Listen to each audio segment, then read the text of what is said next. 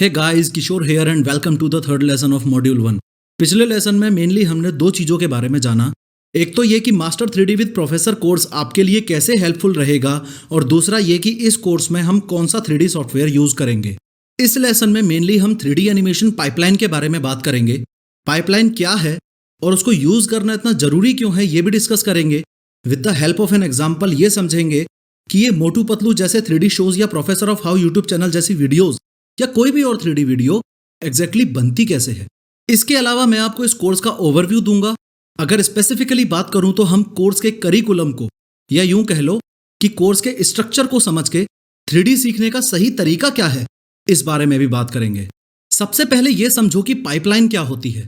ये जो पाइप्स की लाइन है, इसका मेन काम होता है एक मेन पाइप में से बाकी छोटे छोटे पाइप्स में पानी भेजना, या फिर रिवर्स कर दो तो इन छोटे छोटे पाइप्स में से इस मेन पाइप में कोई भी लिक्विड भेजना।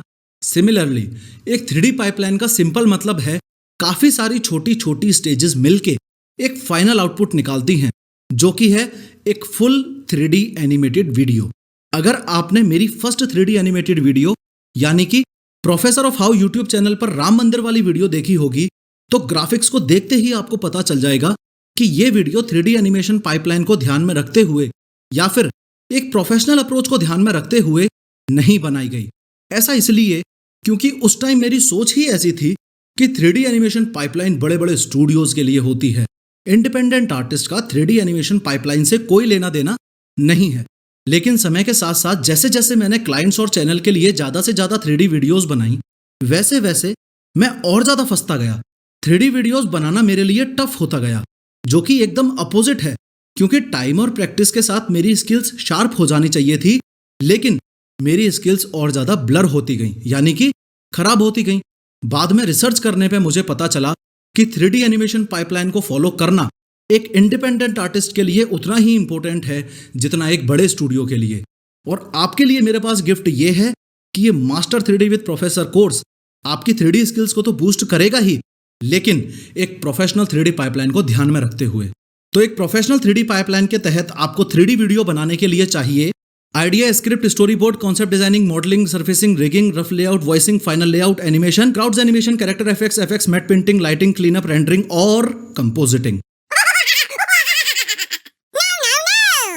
टू बी ऑनेस्ट, वर्ल्ड के लार्जेस्ट 3D स्टूडियोज जैसे कि Pixar, Warner Bros, DreamWorks, Sony Pictures animation, Paramount animation, Disney etcetera ऊपर बताई गई पाइपलाइन की सारी स्टेजेस को फॉलो करते हैं। लेकिन इतने तामझाम की जरूरत आपको, मेरे को या फिर किसी स्टैंडर्ड साइज 3D स्टूडियो को है ही नहीं। इसलिए आपको इस तामझाम से बचाने के लिए मेरे हंड्रेड्स ऑफ 3D वीडियोस बनाने के बाद और हंड्रेड्स ऑफ 3D क्लाइंट्स के साथ काम करने के बाद मैं खुद के लिए जो 3D पाइपलाइन यूज करता हूं वो आज आप लोगों के साथ शेयर करूंगा। और अगर इस पाइपलाइन को आपने स्टेप बाय स्टेप फॉलो कर लिया तो आई प्रॉमिस 3D इंडस्ट्री का ये फेमस मीम गलत साबित हो जाएगा। एनीवेज, पाइपलाइन की टोटल 8 स्टेजेस हैं। Idea, script, story boarding, 3D modelling, 3D texturing, 3D rigging, 3D animation और लाइटिंग एंड रेंडरिंग। अब चलो इस पाइपलाइन को वन बाय वन डिटेल में समझते हैं। इस पाइपलाइन का सबसे पहला स्टेप है एक आइडिया। आपका आइडिया कुछ भी हो सकता है, जैसे कि आपको एक गन का 3D एनिमेशन करना है, या फिर आपको एक कार का 3D एनिमेशन करना है, या फिर कुछ और। लेकिन अगले 2 मिनट तक इस पाइपलाइन को एक्सप्लेन करने के लिए मेरे दिमाग में जो आइडिया आया वो ये कि मुझे एक कार्टून कैरेक्टर का एनिमेशन करना है। पाइपलाइन का दूसरा स्टेप है स्क्रिप्ट राइटिंग। अब जैसे ट्रेन ट्रैक वाली वीडियो बनाते वक्त मैंने ये डिसाइड किया कि मुझे ये समझाना है कि ट्रेन ट्रैक कैसे चेंज करती है, तो उसके लिए वर्ड टू वर्ड पहले स्क्रिप्ट यानी कि एक तरीके से कहानी तैयार की।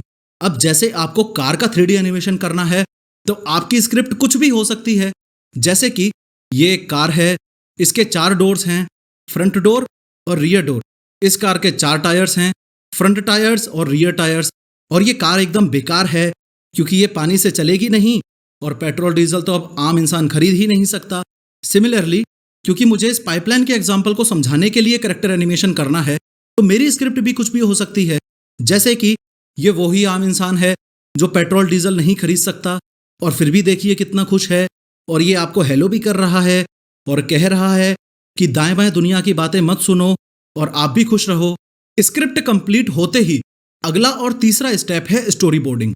स्टोरी बोर्डिंग में आप ये डिसाइड करोगे कि कैमरा कैसे मूव करेगा, आपके सीन में क्या क्या दिखाई देगा और आपके मेन ऑब्जेक्ट्स कौन कौन से एंगल से और क्या क्या करते हुए दिखाए जाएंगे।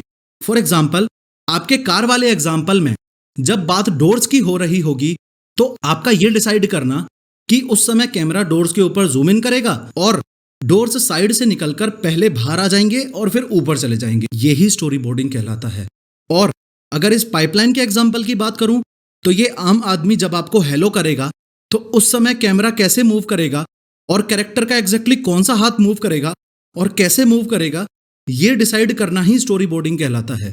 पाइपलाइन की अगली स्टेजेस के बारे में हम अगले लेसन में बात करेंगे और इस लेसन में मेनली आपने ये सीखा कि पाइपलाइन क्या होती है और इंडिपेंडेंट आर्टिस्ट के लिए पाइपलाइन का यूज करना हाईली इंपॉर्टेंट क्यों है। इसके अलावा आपने पाइपलाइन की पहली 3 स्टेजेस के बारे में जाना, जो कि हैं आइडिया, स्क्रिप्ट और स्टोरी बोर्डिंग। नेक्स्ट लेसन में हम पाइपलाइन की बची हुई आगे की स्टेजेस के बारे में बात करेंगे और आगे जितनी भी स्टेजेस हैं असल में